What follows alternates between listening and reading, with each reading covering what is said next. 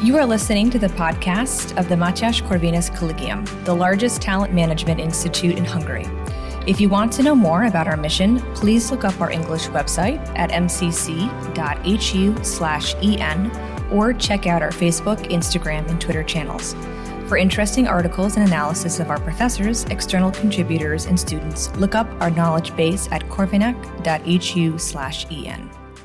Hello and welcome to the MCC podcast. I'm Luke Larson, visiting fellow here at the Mathias Corvinus Collegium, and I'm joined today by Gergely Szilvay. He is a journalist with the conservative publication Mandiner, who has written articles and books on a variety of topics from culture wars to gender issues to American politics to foreign policy.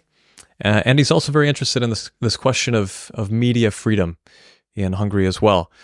Gergely, of course, Hungary is a very polarizing country on the world stage right now. I think a lot of people on the right, including in my home country of the United States, are very excited about Hungary, or they see the conservative government here under Prime Minister Viktor Orbán, under the Fidesz party that's been in power since 2010, as possibly some kind of model for the rights throughout the world. And then if you look at a lot of the international media coverage about Hungary, you get a very different picture. That Hungary is anti-democratic, that it's a corrupt country. And I think one of the most interesting criticisms that comes from the left towards Hungary is that media freedom has been attacked. Yeah, non-existent. Right, yeah. During this period since 2010, since Fidesz has been in power. So just to begin, give us an idea of what the primary criticisms regarding media freedom in Hungary are, and what do you make of them? Also, I remember, for example, Anne Applebaum, who is a famous writer on Gulag and the Polish ex-Polish foreign minister is her husband. She's a kind of neoconservative intellectual now in the US. Maybe we can say. I hope I haven't mislabeled her.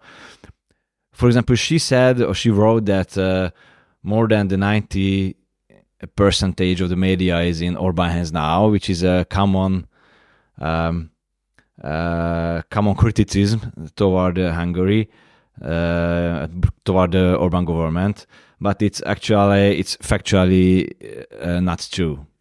I mean, if you get a look to the Hungarian media landscape, you will see it's more or less like half or 50% left wing, 50% right wing media landscape, which indicates that it cannot be in the hand of the government. It cannot be the 90% of the media in the hands of government, let's say, and most of the media is private media at Hungary also. Although we do have state media, as usually in Europe it happens to be, which every time leans to the actual government side. I guess it's not surprising for us. So the main criticism is that maybe there is a less. Another criticism which is not so harsh or not so factually wrong, or not outrightly wrong factually, is that the Orbán government pushed the media or something like this to the right, or it secretly put its hands into media stuff, which happened not secretly. I mean, so it was an open policy of the Orbán government after 2010 to change the media landscape. It was even almost an election promise, let's say. So nothing hidden. Basically, it was about to change the media ownership of Hungarian media, as together with other sectors which were labeled, which has been labeled by the government as strategic. It's telecommunications, energy, media, maybe the army.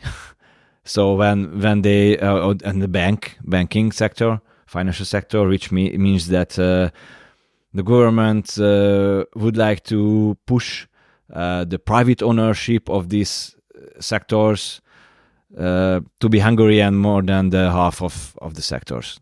So it's not like nationalizing the stuff, like take over without money, or even it's not direct state ownership, but they incentivize Hungarian businessmen. I don't know how. It's not my topic to buy companies of those sectors. Very rarely even the state buys something. It's not media. It's, I don't know, in telecommunication they just bought the Vodafone. Maybe they bought back now the airport. So those are direct state ownerships, but in media they changed the media landscape from a predominantly foreign ownership, which means German, mostly German, and beside that American and Finnish ownership like Sanoma Group and others, to predominantly Hungarian ownership, which means that most of the media companies now in Hungarian hands, maybe, but there are also 5% of the media is in foreign hands, but they dominate the 1/3 of the market by profit and by measure. So right, something like this. But a lot of media in Hungary is essentially under the influence of the current government to some degree. Is that correct? That's hard to measure. Okay. Sure. But it can be true that part of the media is under the influence of the government. Mainly the state media is under the influence of the government. It's happened every time. I mean, at the fall of communism, we had only state media. And after 3 years, private companies were able to enter into the Hungarian media market. So the state media, not ownership, but who governs the state media was a major issue in politics and in everyday life. And we did have the so-called media wars. Maybe it's not ended. I don't know. It's constant stuff. That which party can nominate or the president or the prime minister nominates or how they can interfere in the leadership of the state media. It was very important in the 90s. Now it's like other times. It's the state media is much more or less relevant. Yeah, this question, the question of state media, I think, is really interesting, at least from an American perspective. I think. Among American conservatives right now, there's a lot of discourse about cancel culture and mainstream media bias and free speech and these kind of issues. And I think something that's attractive to Americans about Hungary is the fact that it's a post-communist country, that it was under this kind of Soviet-influenced system where the state just kind of put out propaganda and controlled the flow of information. And so while American conservatives might be excited about things like family policy, standing up against mass migration, things like that, I think many of them are a little bit wary about this idea that the government controls state media. It sounds a lot like the same kind of propaganda that we stood against during the Cold War. How is what Fidesz is doing today different than that? State media is not just the feature of post-Soviet countries. It's a feature of all of European countries, maybe except Great Britain. So there is state media in Spain, France, Germany, and other countries, and I really appreciate the American tradition that there is no state media, no state bank, maybe the Federal Reserve, but so I appreciate their way of thinking. I don't think that they should adopt the Hungarian model or something like this, or the European one. I mean, it's upon them. But there is another tradition, which is the European one, and it's not the post-Soviet, it's the European one, that there is state media, which means mainly TV channels and maybe some radio. Radio now is like really unimportant, I guess. But yeah, we do have state media, and it's usually controlled by the government, and I understand the fears of the Americans, but if I can reach the question from not from the point of view of the formalities, but from the point of view of the content, I can say that now we do have a right-wing government. Right-wing and conservative at Hungary is almost the same, so it does not have that. Right-wing is not means somebody right to conservatives, but it's the same. So we do not have communist propaganda there. The second is that state media is less and less important, and by polls, which I know,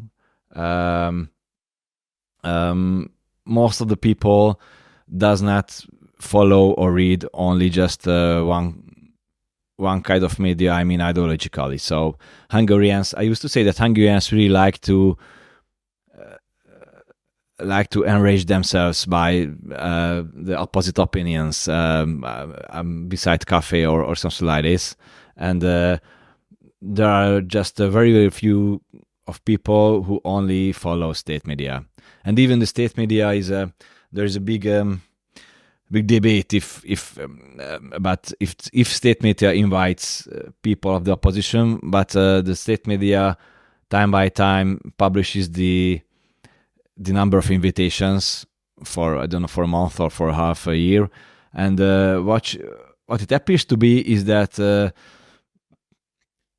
strange thing. Then the opposition doesn't like how the state media work. They and because of that, they block the state media. I mean, they don't accept the invitations, and after that, of course, state media becomes more imbalanced, and they complain that they are not invited, although they are invited, or at least the last 2 years they were invited. That's sure. I don't know the numbers before that, but the state media just published the number of invitations for them, and yeah, the state media now has a, let's say, conservative agenda or narrative, but they do broadcast events of opposition and this kind of things. But the most important thing, I guess, is that the people really do inform themselves from different sources. So government does not have a omnipotent information a monopoly on information, or something like that. Okay. Do you have statistics or roughly a proportion of how many people get their news from sources that are friendly to the government, and how many get their news from sources that are friendly to opposition? I do have. They are maybe 2 years old. Excuse for me that, but I don't think the landscape really has changed. And it says that it's from Nézőpont Institute, and it says that we are a country of 10 million. So how it looks like is that 6.8 million Hungarians turn to conservative outlets for information, 6.7 million turn to liberal sources, with 6 million reading both. And also, so that's the overlap. And if you ask me about state media, I think I have some numbers. But who follows state media is, I mean, state television channels. So the other state media is just irrelevant, I guess. It's like a few 100,000 people, and most of them follow something else too. For example, the RTL Club, which is the little bit left-wing private channel, and or the TV2, which is the little bit right-wing TV channel. But both of them are much bigger than the state channel. So they have millions of people in their audience. So if you're dividing it into right wing and left wing media, it's roughly equal. Is the picture in Hungary? Yeah. Right now. It a little bit changes from sector to sector. So if we speak on TVs or radios or something else, but the whole picture is like 50-50, I think. And of course, you asked about the influence of the government on the conservative outlets. If it means that the conservative outlets are more friendly to the government because of their political stance, it's true. Also, it's true that the government puts more government and state aid to the reclam. Mm-hmm.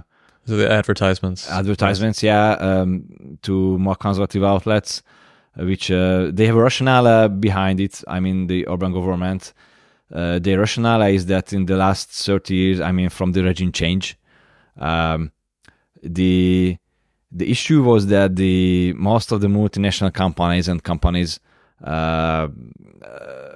mainly they advertised in liberal media. Which was like, it's a very interesting phenomenon. I don't know if it exists in America. So the government, even the first Orbán government back in 98, said that we will balance it from the state side, and when we are in the government, we mainly put advertisements in the conservative media, which is true. I don't think it's ideal, but from the people side, you do have every kind of information. Also, it's interesting that the opposition usually cries, even in the international media, that people on the countryside don't have the access to liberal media. And of course, the Fidesz main basis is, I mean, the governing party's main basis is the countryside. But that's claim from the opposition is simply just not true. I mean, Hungary have a very good internet network. I mean, you can access internet almost from every village, from every household. So they do have the access to the left-wing news portals. They do have the access to government, the critical or left-wing TV channels. In every package of TV channels, these main channels are in the package. So everybody do really have the access to liberal media. It's just not true that they don't have. I see, right, and half of the country is taking in more liberal media. And what is interesting, is that I don't know the TV channels. I know that the most popular TV channel is the little bit left-leaning RTL Club, but the difference is not big with the TV2. But RTL Club is a little bit bigger. And if you get a look at the news portals sector, usually the who leads the readership day by day is the left wing ones. It changes every day who is the first, and there are some more conservative media outlets in the run. But if you get a look for the first 10 news portals, it's dominated by the left-wing news portals. In a country that has voted 4 times in a row for a conservative party, why does liberal media do so well? Look, half of the country is liberal, even by the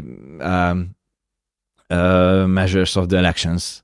or a little bit less than the half of the country is liberal. But I do have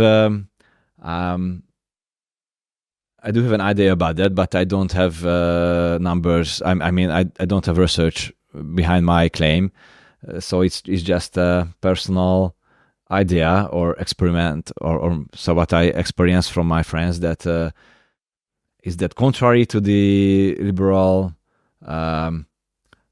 liberals' claim, is that those conservatives who are more open in to different sources. I mean, right-wing guys at Hungary read liberal media. Sometimes they read just liberal media, only liberal media, but the liberal guys don't read right-wing media. That's my idea. I don't have numbers behind that, but it's just impression, let's say. We should measure. Sure. So if I understand well, it sounds like since 2010, the government has taken an active approach in promoting conservative media in the country to counteract the kind of, I guess, the benefits towards left-wing or liberal media that came from the socialist era and after that. I guess the big question is that not problematic for the state to be using its power and its funds to promote one political point of view? I mean, I can understand if somebody, for example, Americans have a problem with that. In Europe, and especially in Central Europe, it's like more accepted, or we are not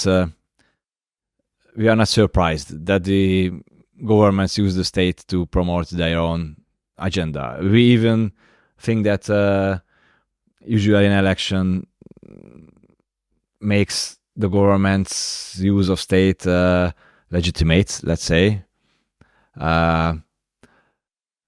Of course, for example, in Slovakia, which have a more very different kind of electoral system, it's a bit less legitimate. I mean, there is no such a big backing behind, for example, Slovakian governments. But so the basic Hungarian thinking, I guess, is that if somebody won the election, they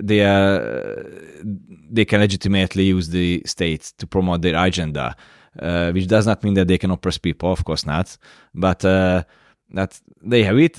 We are aware that they're using the state, and anyway, people are just doing their life how they want. Was that the case in the opposite direction before Viktor Orbán came to power in 2010, like during the socialist government of the 2000s and the 90s, and then maybe the socialist era?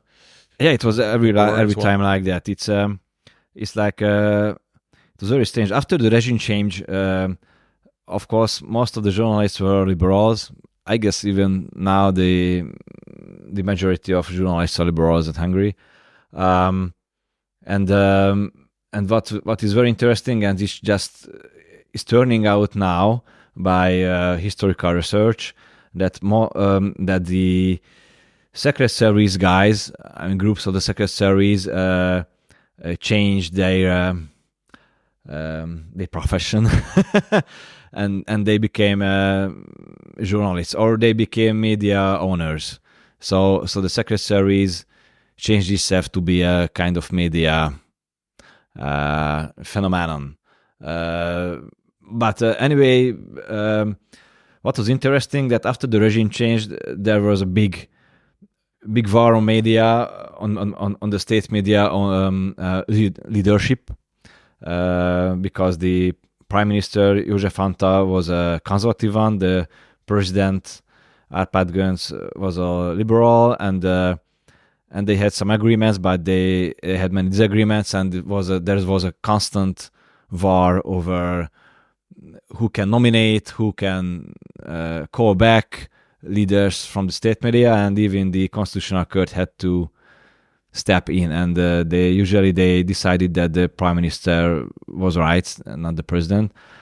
But what is interesting is that these kind of things happened back then, that the liberal leader of the state TV channel didn't broadcasted the emergency case speech of the prime minister because he said that he broadcasted he had broadcasted it if the president would had said something too. I mean, to be, let's say, balanced, something like this, or when the prime minister took the oath in the parliament, which is like eminently something to broadcast. The first government takes the oath after communism. I mean, the first democratic government, and the TV channel didn't broadcast it because of they didn't want to be unbalanced, and they broadcasted a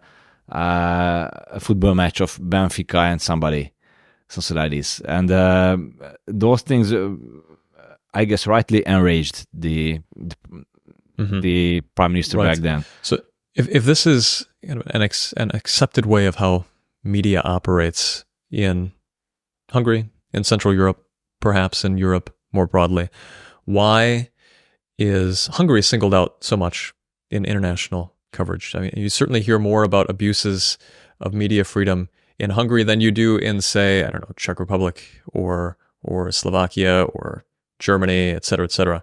Yeah, why is the focus on Hungary? Yeah, just to finish my last answer is that throughout the 90s, it was like new governments fired the employees of state media and hired others and this kind of thing. So it was like a constant war every time. But I guess we speak now more about the private media than the state-owned, because I really think that the state-owned media now is more and more irrelevant. So the critics also say that the Orbán government just behind the scenes, like they indirectly influence the conservative media. Even a conservative company publishes the left-wing Népszava, which is the social democratic or ex-communist daily newspaper. So this kind of things happen. I think that can be true that Hungary is more polarized, basically, than other countries. Although I used to say that we don't live there, so we don't see if they are polarized so much as we. I don't know. I guess Spain or America is as much polarized as Hungary. Other countries maybe not. So the polarization is big. It's usually perceived as a problem. For me, it's not a problem. I mean, democracy is just polarizing people, usually. But the other thing is that I think in the West, they didn't have this kind of media wars over state media that every government put their people there. Maybe they have some kind of modus vivendi, I mean, the political sides with each other. I know the Italians have this kind of rules informally that that 1/3 of the state media time goes for the opposition, 2/3 of the state media time goes for the government, something like this. This is the Italian model, but it's just an informal one. I mean, it's not in the law, and it was considered at Hungary too. But I think what is strange is that when we had left-wing governments and they fired all of the people from the state media, there was no any kind of international outrage. So international outrage comes every time just when the conservative media, conservative government puts its hand in the media landscape, which means that I would understand the international attention if we had it under left-wing governments too, but we didn't. So. But you would argue the same thing is happening under left-wing governments as well. It happened. Yeah, here in Hungary. Yeah, specifically. Hungary. But also, is it happening now in other parts of Europe?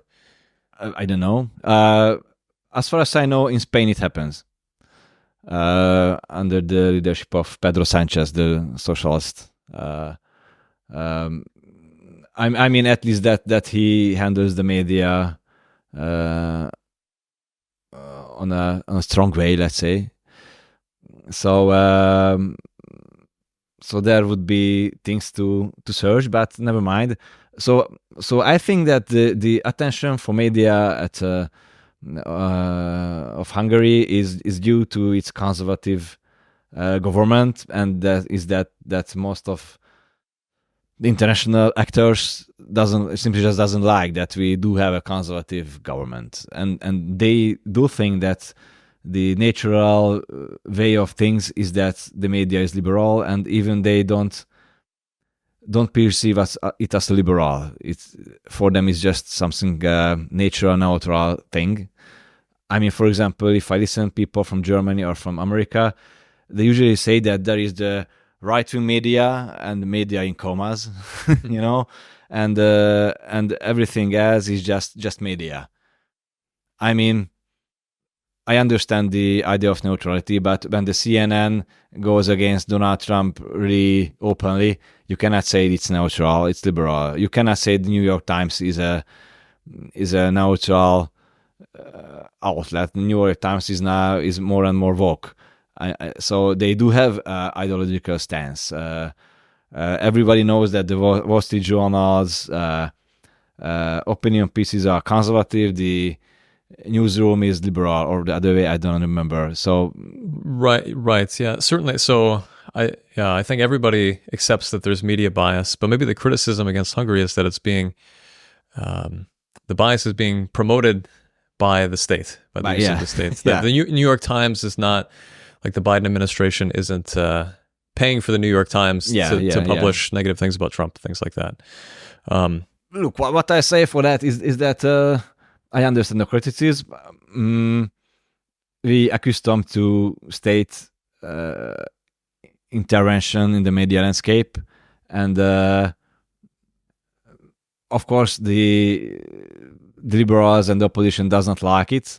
But if we can get a view for the media landscape of Hungary before 2010, when the Orbán government took office first time, it was really dominated by the liberals. So Orbán just said that, okay, if it's spontaneously the hit the hand of the market doesn't do anything, it will be the conservative government indirectly or directly. So it will be the hand of the market. Let's say. I see. Okay. Do you think there are any real examples of abuses of media freedom or corruption by the current government? I don't remember corruption cases. The abuse of media also. I don't remember these kind of things, but nothing is perfect. but since the government has its hands even just indirectly, it would be strange. Maybe you can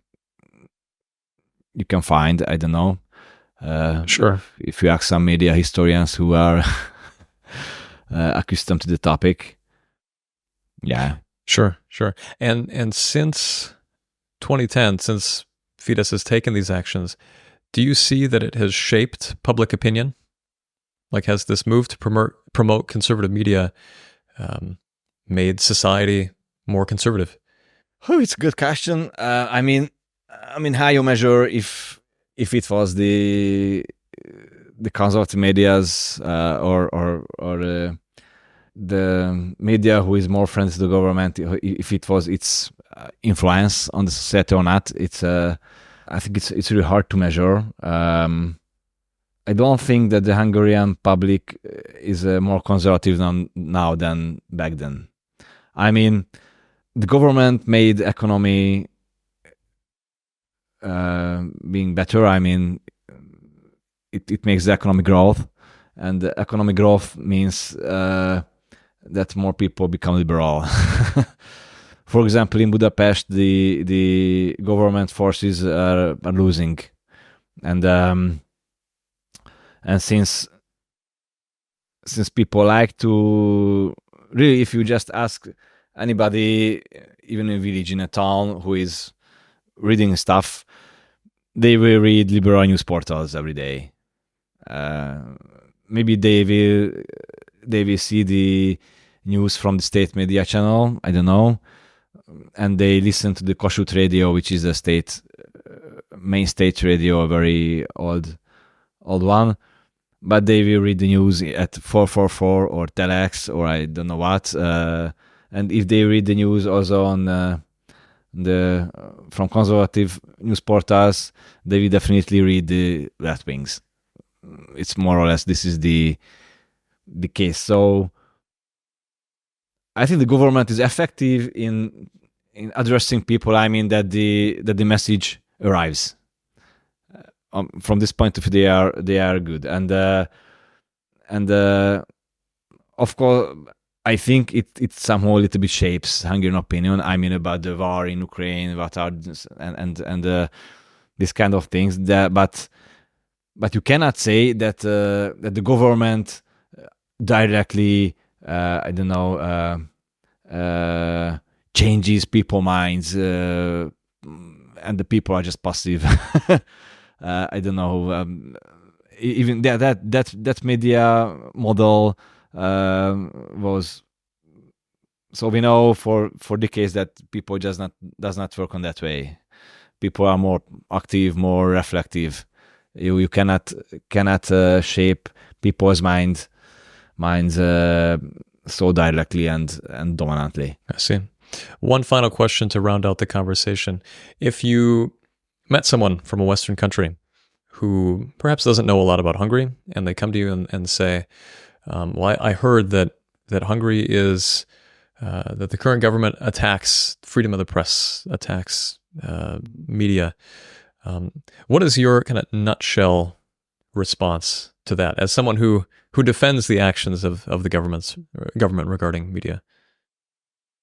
Maybe now, some months after the scandal which made the president to resign, we can say that the president of the country and the minister of justice was made resign by a left-wing news portal because of its informations, who got the pardon from the president. So and this is the biggest ever political problem which the Fidesz had to handle, the recent government. It was made by the left wings. But usually, in a nutshell, I used to say that we do have state media. Yeah, state media is just a natural thing in this part of the world, but the private media is much bigger, and